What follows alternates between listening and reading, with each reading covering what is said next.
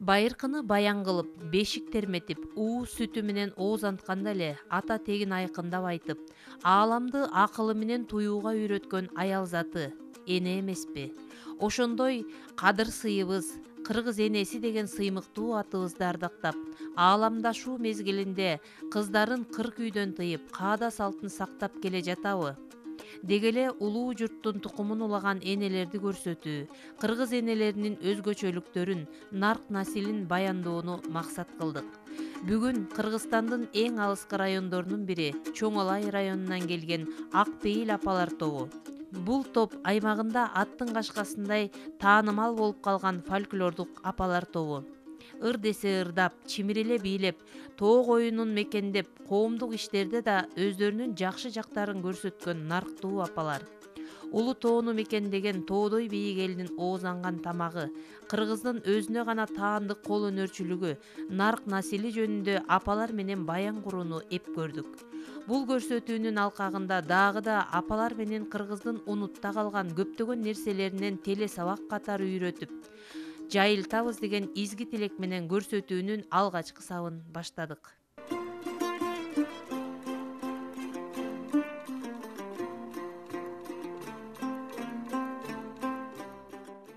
8 balam var. 4 uul 4 kız. 40 nevrem var. 6 çevirem var. Mına murda iş kılganda şol үйделе балдарымды багып, чоңөтүп, тербиелеп, тамак казайка болуп эле үйдө иштеп жүрдүм. Анан кийин уулдарымды, кыздарымды турмушка чыгардым. Алардын баардыгын окуттум. Аталары эми эс алууга мурдараак кетип калды да. Азыр эми Кудайга шүгүр баардыгы өзүмен өзү үйлүү, жайлуу. Эми келин күтүш кайненеге биринчиден алганда жеңил эле болуп алып алат экенсиң. Анан барып келинде эле ар түрү болот экен. Ошол ар кимисинин кыял жорууга, мамилесиге карап илгертеден калган келин деген кекилик деген. Бардыгын өзүбүзгө бала бото кылып, имерип, семья кылып алабыз. Ол кайненеден болот, анан келинден деле болот дегендей. Кудайга шүгүр келиндерим жакшы, балдарым жакшы. Неберелерим мен чеберелерим эки жака барганда ушинтип ырдап келдиңиз, бийлеп келдиңиз бапа деп, эне деп, тайне деп күтүп алышат. Ден соолукка пайдасы бар окшойт. Бул деген өзүнчө эле физкультурага окшош эле, спорт эле эсептелет. Мен ушинтип ешип, пайдасы мындай кылып ишкенибизде манандагы колдор өзүнчө кыймылга келип, жүдә нервдери, ояк тамыр-памырлары созулуп тим эле манантип кыздын колдорундай болуп калат. Тырыш-туруштап кетет дегендей. Булчуңдар чыңалат. А муну мындай эшиш үчүн буга нервди иштетебиз. Муну тегиз эшиш керек, жакшы эшиш керек. Муну эшип бүтүп чыйратабыз. 3 кабаттап туруп. Анан ондай кыргыз үйдүн мындай жеги тышыга чалгыч деп коет бизде. Актан карадан кылып эшип туруп, ортосуну оң сол эшип туруп, кештелеп, кереген башын бекитебиз тиккенде. Ал шамалга пайыштуу болот. Анан дагы жел болор, төтөгөлөр менен төккөндө мына түндүктөргө сонун көрүнөт да. Жөн эле үйдө отура бербестен кол өнөрчүлүктө аябай ишкер айым деген ишкер айымга коллективибиз менен кирип алганбыз. Чет мамлекеттерден келип бизди тартып кетет. Ушундай телевиденияларда чет мамлекеттерде жүрсөк керек, эми өзүбүз көрбөйбүз, бирок сыймыктанабыз. Ишкандай окуу жайын бүткөн эмесмин, тамак казайка эле балдарымды карап бакканмын. Азыр 51 жаштамын. Апамдан, тайнемден, чогуу энемден үйрөнгөнмүн. Ошо үйдө жүргөндө эле согот элем. Ушундай тар килемдерди согуп, анан сепке беребиз, мындай тарларды согуп, буржундарды. Өзүбүздүн кол өнөрчүлүгүбүз эле ушул эми кечке буларды бышык жеп ийрилет койдун жүнүнөн. Анан кийин аны чыйратып туруп, ушундай тарларды согобуз. Мындай азыр мына тарлардын чети. Тарларга чет коюлат да, бизде чоң тарлар мындай болуп согулуп, анан эм болуп тигилет да булар. Мындай эм болуп тигилет кайтара. Бунун четиге мындай чет коебуз да. Мындай четтерди коебуз, мындай. эл журтум аман болсун, тынч болсун, Кыргызстаныбыз тынч болсун, орус-уркодон алыс болсун. Ар дайым ушундай жакшы жерлерде, жакшы иштерде кошо бололу, чогуу бололу деген ой тилектерим бар. Азыр мен мына жүндү көрсөтүп берем. Жүн 2 топко бөлүнөт, кылчыктуу жана уяң жүндү. Анан тандап алабызмы? Баягы уяң жүндөрдөн мындай таарларга, килемдерге алып кышып деп коет. Анан кийин муну мындай кылып жууп, таптаза кылып жууп алабыз дагы. Анан мындай кылып тутабыз. Анан кийин мындай кылып түйдөктөйбүз. Түйдөктөп алып, анан кийин бул жактан мынтип ийрийбиз. Ийрип, анан кышык сийип, таарларды согобуз. Бизде жүн жакшы, жүн. Кылчык жүндөр, кылчыктуу жүндөр мына килемге жакшы, кыркымына жакшы болуп чыгат да. Анан кийин мына уяң жүндөрдү немеге жакшы, кыркымы жакшы болот. Килемдердин кыркымы жакшы. Ошо негизи могу жасаган ишиңерге кызыгып эле барган окшойт анда, Ооба. Товарларга кызыгып. Табигый боектор менен боёйбуз көбүнчө. Баягы пияздын калгына, аткылактын. Алар негизи чет мамлекеттер нукуралуулукка көңүлдү өтө бурат эмеспи? Мисалы мына койдун үстүнөн алынган боюнча эле. Ушул боюнча соксоң дагы аябай жакшы өтөт. Чет мамлекеттерибизде көбүнчө пикленинге жакшы көп келишет да. Иностранцдар ошол жака барып сатып келебиз. Сауда сатык кылып, 8 балам бар. 6 кызым бар, 2 уулум бар, 2 келиним бар. Кудай шүгүр жакшы. 30 неберем бар, 3 чеберем бар. Кудай шүгүр жакшы. Сиз өзүңүз мындай ырга ышкыбоз белеңиз кичинекей чагыңызда, ырдачы белеңиз. Жашында эле ырдайм мен. Ырга кызыгып. Ырга кызыгып. Анан бул топ түзүлгөндө өтө жакты сизге. Ой, таппаганым эле ошол эле деди. Анда мындай бир кичине обон созуп ырдап берип койбойсузбу? Мейли. Бүгүнкү күн кандай кара рахаттуу, өмүргө бул келген кез салтанаттуу.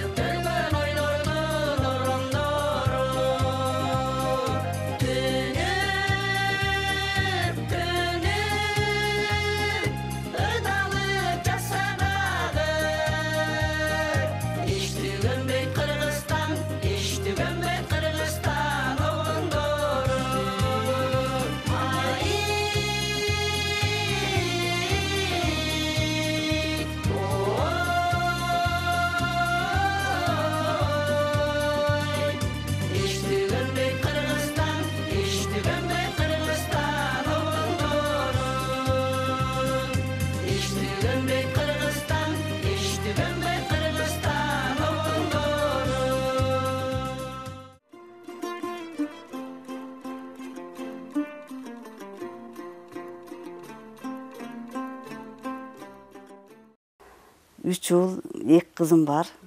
2 келін, 9 неберем бар. Бұл материал жылма. Буга мындай чызып алып туруп, анан кийин ошо чызык боюнча тигет. Сайманын кайсы түрү бул эми? Сайманын түрлөрү Бул басма түрү, басма. Басма түрү. Муну көшөгө. Бизде көшөгө дейт. Мына ал туштук дейт да, мына ал бир башы, мына 2 жаны. Мына ал да. Биз жакта түндүк жакта кийиз деп коет. Ооба, бизде эми көшөгө дейбиз биз. Колумда бул крест деп. Крест деп неме болот? Муну машындай аркагыны кууп саябыз. Эмесе аркагын куубасаң, бирөөсү кичине, бирөөсү зор болуп сайылат да. Ошон үчүн аркагыны кууп, эсептеп, ана саябыз да. Бул себеби мындай аркактары билинет да, ошон үчүн мындай аркагын кууп саябыз. Кыздар эми билет эми. Азыр эле мынтип кылбаган менен билишет да. Билет. Мисалы мына ал илме, мына ал неме дегенде крест деген сөз билишет да. 7 балам бар, батыр энемин, 5 келиним бар, 2 күйөө балам бар, 2 кызымдан 16 неберем бар. Эми бир чебирелүү болдум. Өзүм 61 жаштамын. Биздин топ 17-жылы түзүлгөнбүз. Бул топ жөнү тозулуп калган жок. Биздин ошол районубузда ушундай айылдан шайрапалар чыгып атат дегенде костюм жүргөн. Ошол жерде ар бир айылдан костюм, мисалы үчүн биздин айылыбыз башка, бул апанын айылы башка, биз ар кайсы айылдан чогулганбыз да. Ошол айылдарда ушундай кичине костюм жүрүп, бул ырдай алат, бул бажа алат деп анан кийин костюм менен келип кошулганбыз. Ошентип жүрүп анан кийин бизде 3 айыл өкмөтүбүз бар. Чоңул айыл өкмөтү, Жекенди айыл өкмөтү, Кашкасуу айыл өкмөтү. Ошол 3 айыл өкмөтүн дагы сынаган. Ошолордун арасынанчы. Ошондон тандалып, биз биринчи Чоңул айыл өкмөтү жеңип чыкканбыз мындайча айтканда. Анан ушинтип топ жакшы неме кылып калдык. Биздин топ жакшы, ынтымактуу, бирибиздин бирөөнүн сөзүбүздү угабыз. Кандай бир иш чара болсо эже мындай деп, өз менден кичиктер да бар, досторум да бар, эжелерим да бар.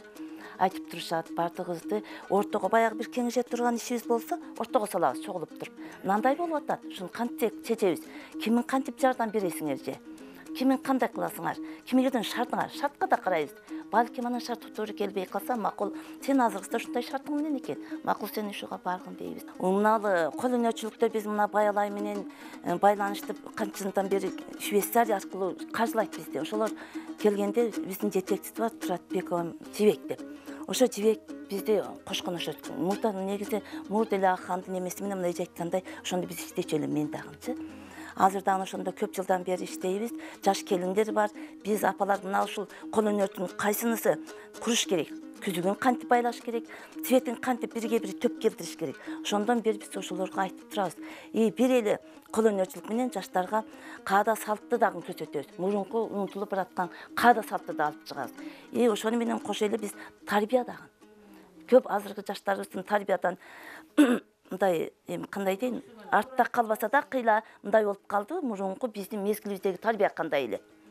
Картаңдарга кандай тарбия кылат дейт. Мисалы өзүбүздөн улуулар келсе, жакшысызбы деген мындай колубузду көкүрөбүзгө алган болчубуз. Азыр андай жок го билесиңер. Ошолорду биз айтканга, айылыбыздагы жаштарды ошондой тарбияга үйрөткөнгө ушул апалардын салымы бар. Мына бул ошол мурдан калган, биз мурда жүн менен чырмаганбыз. Ушун үчүн мына Аллахтын эмеси жакшы түшүш үчүн биз азыр мындай жип менен чырмап койгон. Өзгөчөлүгүн көрдүңөрбү? Жүн эмес бул, жип. Ооба. Жүн менен жасап чырмап ашканаларды сокконбуз. Мындай сувенирлерди согуп, ушул эмгектенип келе ошол ашканалар менен өзүбүздүн үйгө кичине киреше киргизебиз дегендей. Мен эми мактанбайм, мен кол өнөрчүлүктүн түрүнү билем. Бирөөдөн барчы мен көрсөтүп койчу деген банд эмес. Мен үчүн характерим ушундай экен да. Бир кылып жаткандын бирөөнү мындай эле көрүп койдум, болду. Өзүм эле жасай берем ошо. Топтун келечекте ошо биздин максатыбыз эле ушул тобубуз бузулбаса, ушундай кол өнөрчүлүктү дагы жаштарыбызга үйрөтө берсек, дагы эле ошо тарбиябызды көрсөтө берсек биз, дагы эле ушул баягы каада салтты унутулуп бараткан каада салттарды чыгара берсек дейбиз. Ушу өзүбүздүн жерибиздин дагы эле даңазасын көтөрө берсек дейбиз. Агартуу тармагында 33 жыл иштедим. Жалаң башталгыч класстардын мугалими болуп. Ошондо окуучуларга ушу тарбия, анан бардык нерсени үйрөтүш керек да. көркөм окуу деген, андан тышкары музыкага дагы үйрөтүш керек, физкультура, эмеге ошолорго бийди дагы үйрөтүп, кыскасы бардык жагынан өнүктүрүүгө аракет кылдым. Ошо андан тышкары дагы монча иштетип, ошо шайыр апаларга кошулдум. Рахмат, ошо шайыр апалар эме кылбай мени кошуп, эмне кандай эмелер болсо, максат тилеги болсо, ошолор менен кошо жүргөнүмө ыраазымын. Мен 3 бала, 2 уул, 1 кызым бар. 4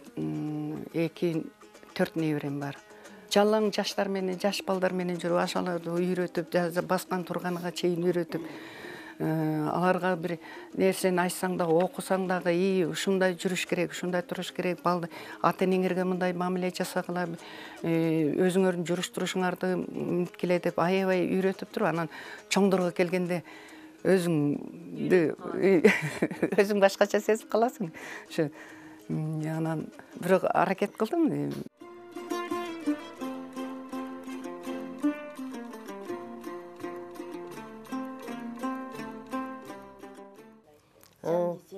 Биз эми ушул айтып берсек, биринчи нандан улук эч нерсе жок.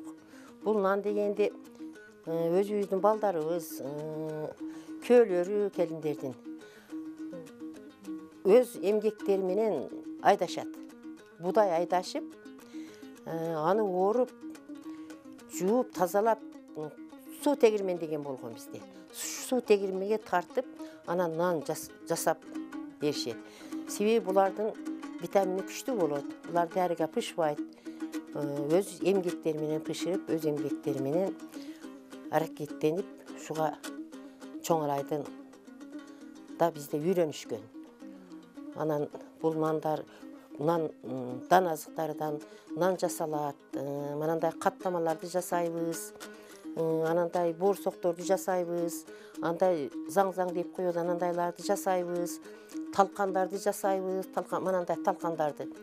Бул талкандарды тартып, талканды айтып келсем, бул будайдан ооруп алгандан кийин талканды таза жууп, аны көптүрүп кайнатат казанга. Кайнатып, аны кууруйбуз. Кууруп, анан кийин муну кууругандан кийин суу тегирменге тартып, ээлеп, анан шакардан кошуп, муну келин кыздар төрөгөндө жээнтекке талкан беребиз. Анан алыс жактарда армияда солдат жүргөн балдарыбызга жээнтек кылып беребиз. Өпкөнү биринчиден союп алгандан кийин таза союш керек дагы. Өпкөгө эч кандай эч нерсе тийгизбей, таза зыян келтирбей туруп, муну кустурабыз, ылык суудан кустуруп, канын тазалап туруп, анан сүт куюлат буга. Сүт куюп, өпкөнү кандырып алгандан кийин май куябыз. Майды куюп бүтүп, анан кийин пышырып, ушундай өпкө жасалат. Бул курутту башта сүттү айран кылып уютабыз.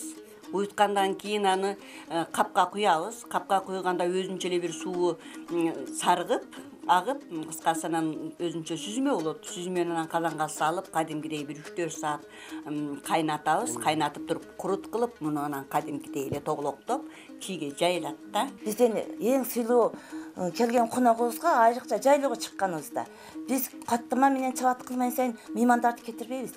Себеби биздин эң сыйлуу тамагыбыз каттама, анан кийин чабаты.